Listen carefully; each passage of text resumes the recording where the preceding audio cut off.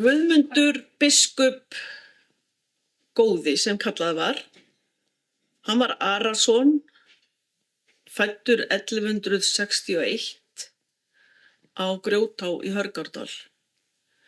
Föðurbróðir hans hét Ingimundur og var prestur, Ingimundur prestur, og hann tók Guðmund í fóstur snemma og hann fylgdi Ingimundi alltaf síðan þar til hann var fullorðinn maður.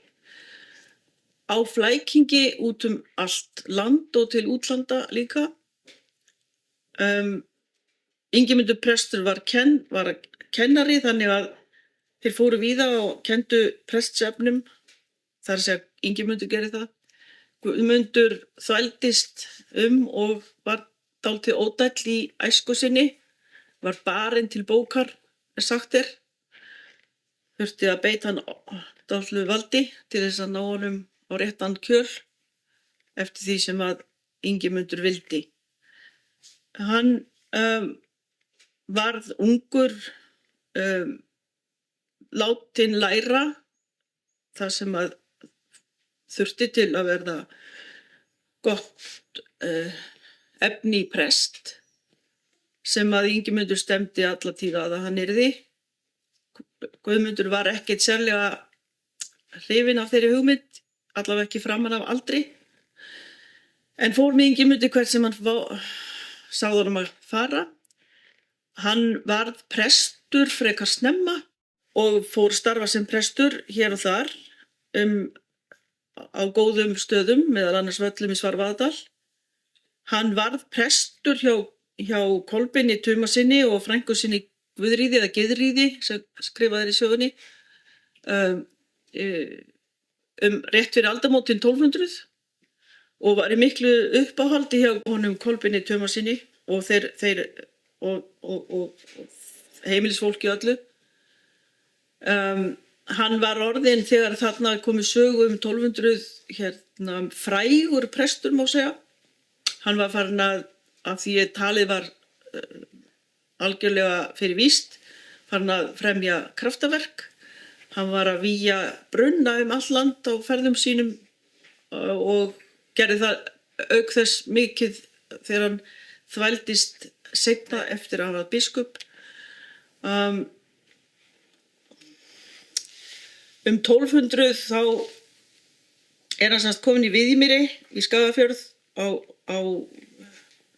goðasetrið á Viðimýri og talinn vera einn af helstu prestum landsins jafnvel, allavega í huga Kolbeins Tumasonar, sem hafði mikið dálæti á honum og vildi að hann yrði biskup á Hólum, en skömmu fyrir 1200 þá lést Brandur biskup og Kolbeinn ætlaði Guðmundi að taka við. Þeir höfðu áspyrningar, en Kolbeinn Tumason var höfðingi áspyrninga á þessum tíma.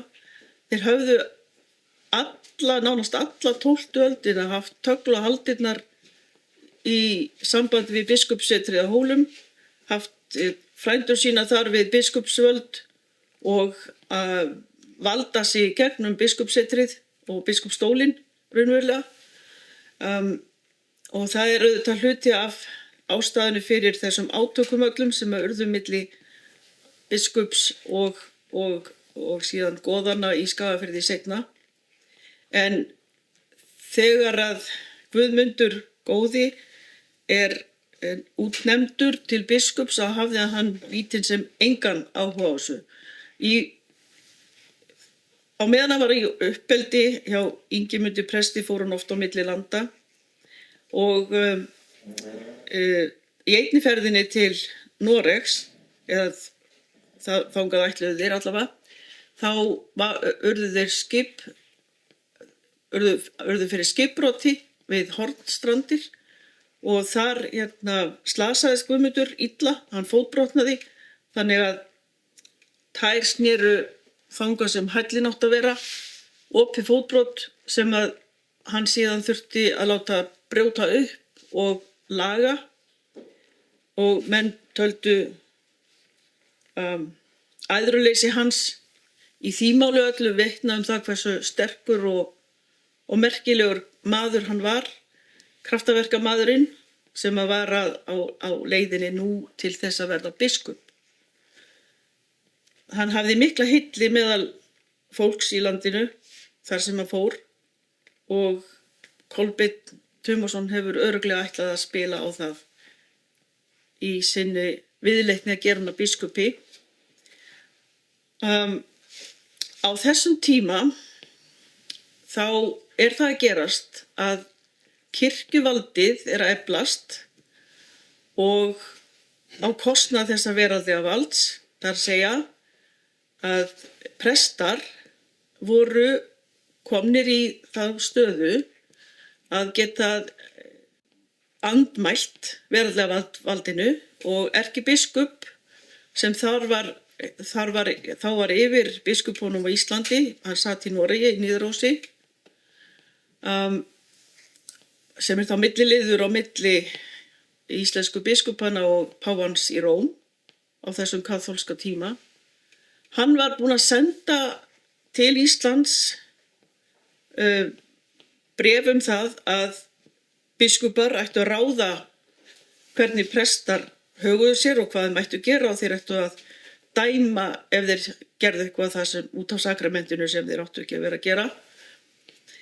Og það rakst algjörlega á landslög, þannig að goðarnir sem áður höfðu farið með öll völd, bæði við prestum og bændum og öðrum, þeir sættu sig ekkert sérlega vel við þetta ákvæði. Og þegar Guðmundur verður biskup, hann mótmælti því töluvert að lenda í þeirri aðstöðu að verða biskup. En hann fékk ekki það ráðið, þannig að Kolbeinn kom sínu fram. Guðmundur var vígður biskup á Hólum 1203. En strax svo hann kom í það embætti, þá fór hann að láta til sín taka með þau ákvæði frá erkibiskupi að hann mætti og ætti að kveða upp úr öll mál í sambandi við presta.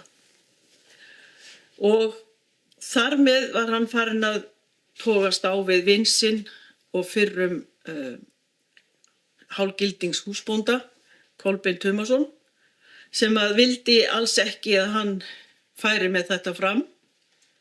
Og það voru ýmis mál sem að gerðust þarna sem að í upphafi 13. aldar sem urðu til þess að þeir urðu algjörlega ósammála, sundurorða. Guðmundur vildi halda sínu striki, hann hafði kallað til biskupsstólsins sem ráðsmann Sigurð Ormsson sem hann taldi vera góðan og vel til þess fallinn að tala sínu máli, en vegna mægða við Kolbeinn Tumason sennilega aðalega, þá snerist nú Sigurður seinna á móti biskupi. Það önnur saga og kemur seinna við.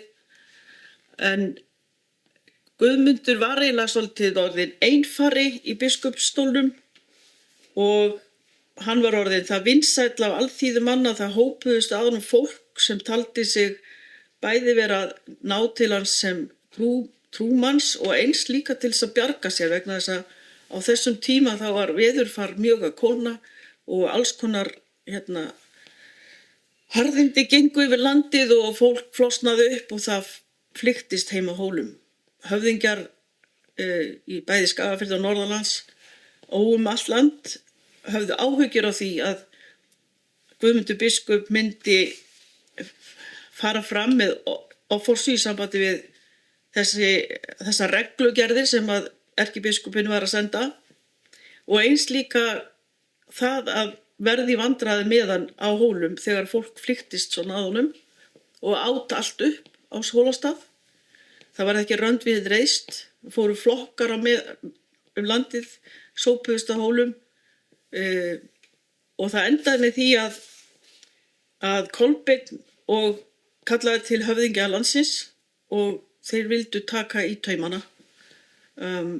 Nokkrir fóru með honum og gegn biskupi og þeir reyndu að fá hann burtu af Hólastað og það endaði með ósköpum í átökum við Víðines árið 1208 sem við köllum Víðinesbardaga.